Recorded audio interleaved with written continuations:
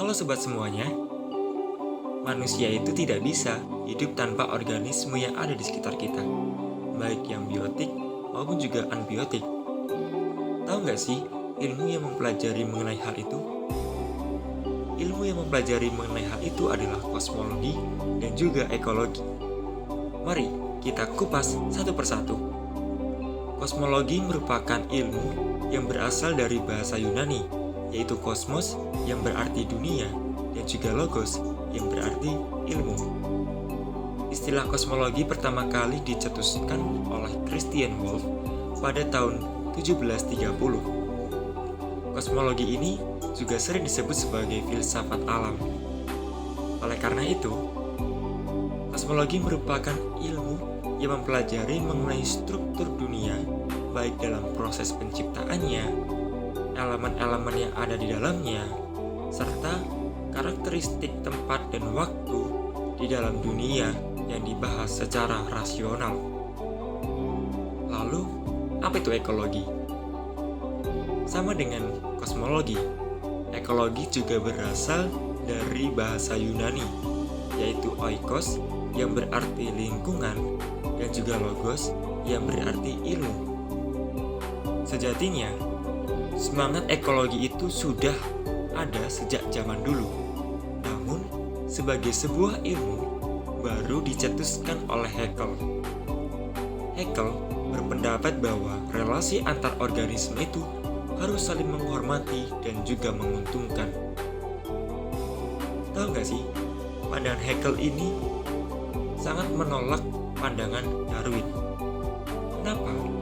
Karena Darwin berpendapat bahwa siapapun yang kuat, dialah yang menang. Oleh karena itu, elemen-elemen yang lemah akan menjadi objek eksploitasi, dan elemen yang lemahlah yang akan kalah.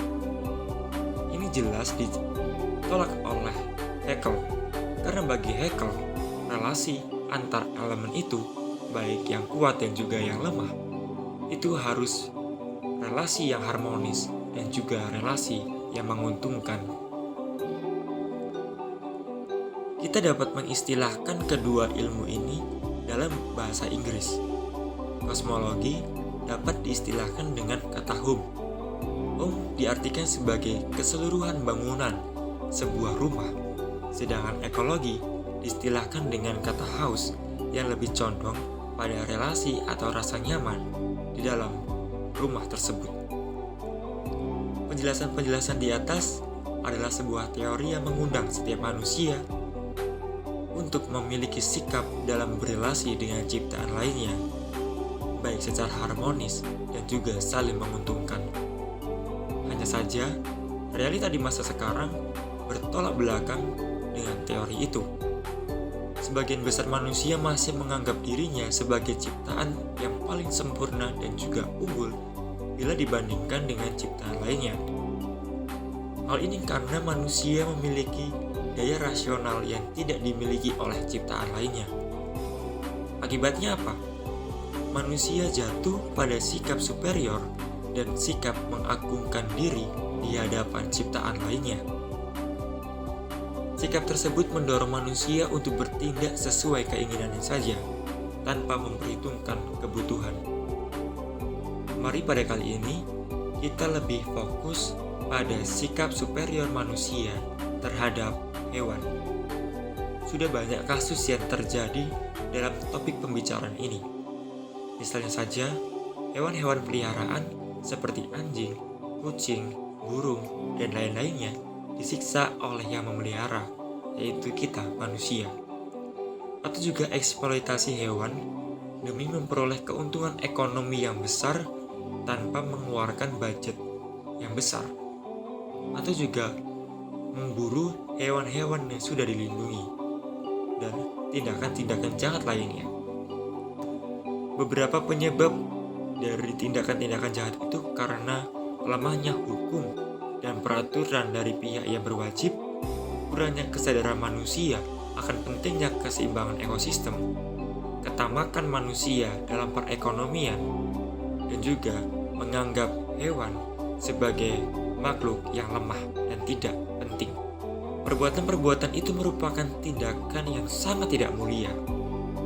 Hal ini karena dapat merusak keseimbangan ekosistem yang ada di seluruh dunia. Padahal, peran hewan dalam kehidupan kita manusia sangatlah penting.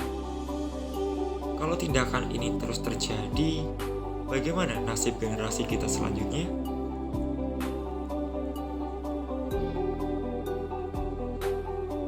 Kak, berarti kita nggak boleh mengkonsumsi hewan lagi ya? Kan, kalau kita mengkonsumsi hewan, sama halnya kita mengurangi populasi hewan. Bagi saya, manusia tetap diperbolehkan untuk mengkonsumsi hewan dan menjadikannya sebagai sumber mata pencaharian ekonomi. Hanya saja, yang patut untuk dicatat adalah kita mengkonsumsi hewan harus tetap dalam standar normal dan sesuai dengan kebutuhan manusia.